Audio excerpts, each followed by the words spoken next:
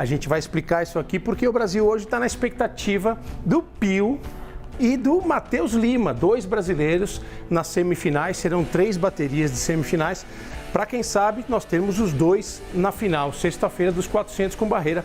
Quero agradecer também ao Esporte Clube Pinheiros, na figura do Carlos Brasolin, seu presidente, que nos cedeu gentilmente essa barreira aqui, que é oficial, mas ela está na altura da prova feminina. Então vamos lá, eu até me afastei, eu quase saí aqui do vídeo para que o Maurício Noriega fizesse o salto, não veio.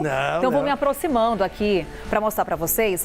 Exatamente, então é isso que a gente vai conferir nas provas lá em Paris. Essas barreiras então ficam no trajeto dos atletas. Nos trajetos, são 10 barreiras. Só para você ter uma ideia aqui da altura, aqui está uma altura para competição feminina. Uma arte para explicar a diferença, Carol. A gente pode pedir para o pessoal colocar arte.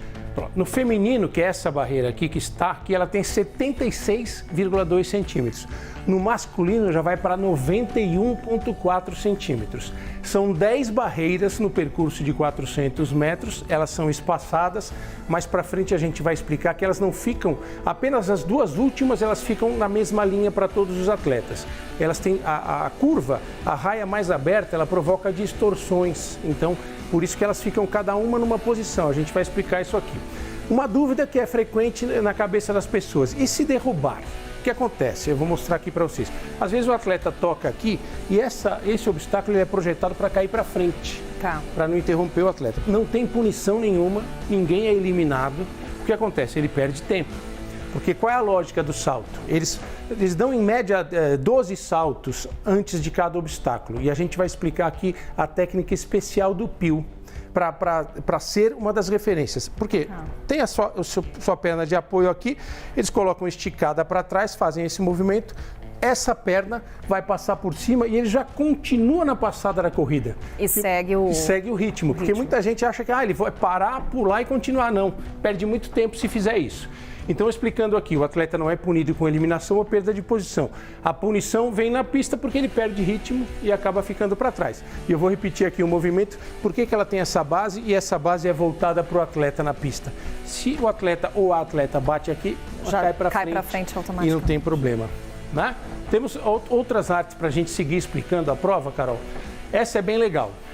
A distância entre as barreiras, da largada até a chegada. São 10 barreiras, apenas a 9ª e a 10ª elas ficam em linha. Vou me aproximar aqui para a gente ter ideia do que acontece. São 45 metros entre a largada e a primeira barreira, 35 entre uma barreira e a outra das 10 e 40 entre a 10ª barreira e a chegada.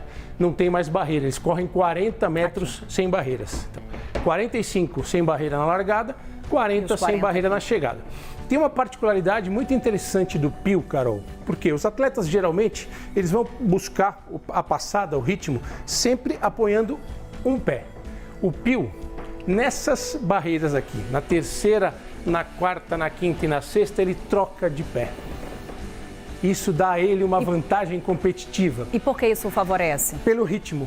Porque ele ganha mais velocidade. Ele ganha mais velocidade. Por quê? O Pio é um atleta de 1,98 m de altura. Só que de perna ele tem 1,11 m.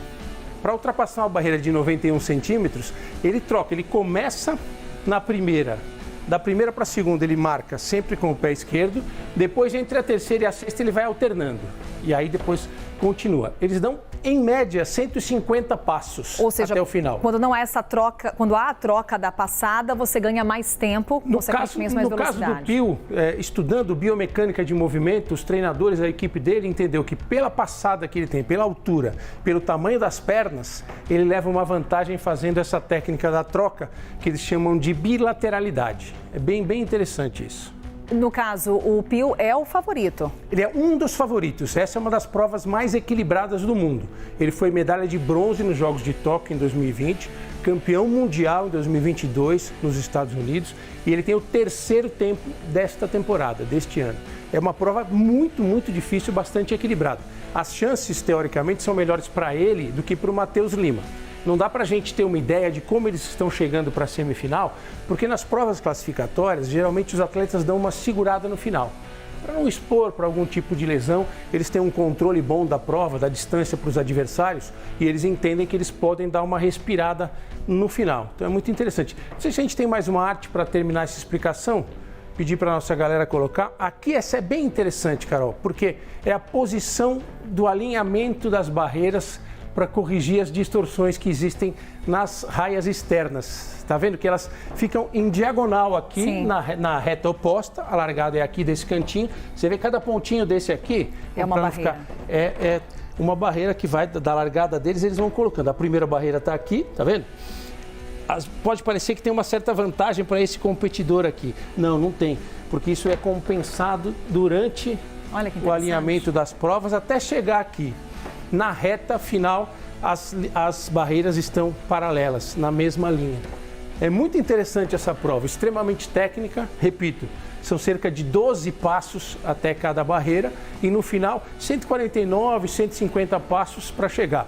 E quem vai curtir a prova pela televisão, pela internet, pode prestar atenção nessa estratégia do Alisson dos Santos, do Alisson dos Santos do Pio, dessa bilateralidade na técnica entre essas raias aqui.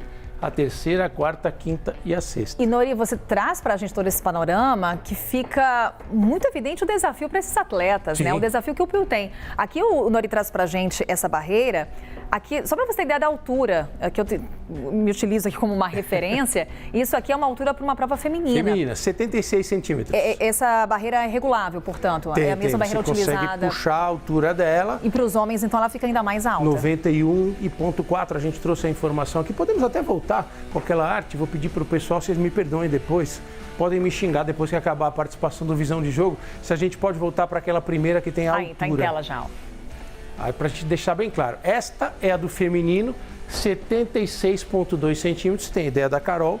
A Carol tem uma constituição longilínea, ela tem pernas longas, seria fácil para a Carol transpor esse obstáculo. De salto, aqui, então? De salto, tranquilo, porque eu que tenho perna curta, né? Sou brevilíneo, para mim seria mais difícil. No masculino, 91,4 centímetros. Você imagina colocar quase 20 centímetros a mais. E aí o Pio com 1,11 m de perna, ele tem essa facilidade. Mas é legal a gente entender a mecânica dos movimentos, porque pode, vou chegar bem perto aqui, passar e pular. Não, aqui está muito perto. Então eles saem mais ou menos dessa distância aqui, para não perder o ritmo. Imagine que você apoie com a perna esquerda, joga essa perna para lá e já cai correndo. E essa perna vai passar por cima aqui. Eu jamais faria isso aqui ao vivo, porque seria um meme eterno. Pedro Duro já está chegando para fazer aqui em cena. Pedro Duro aqueceu aqui. E esse na imagem que a gente está vendo é o Alisson dos Santos, o Pio, que é uma simpatia, um cara extremamente carismático e que tem toda a torcida do Brasil para as semifinais de hoje dos 400 com barreira. Ele e o Matheus Lima, 2 brasileiros, são 8 por cada bateria. São 3 baterias, 24 competidores para decidir os 8 que vão para a final. E vem a medalha, hein? Depois de toda essa explicação. Esse é o Matheus Lima, que também classificou. Grande favorito, então, tá aí no nosso ranking como uma das possibilidades de pódio para o Brasil. Tomara que se concretize. Ele tem boas possibilidades. Não vou dizer que ele é o favorito para ganhar a medalha de ouro, mas ele tem boas possibilidades. O Pio de chegar ao pódio e o Matheus Lima que está. Esse é o Pio, aquele era o Matheus Lima. O Matheus seria uma surpresa. Acho que chegar até a final já é uma grande vitória para ele. Quem sabe, chegando à final, buscar um lugar no pódio.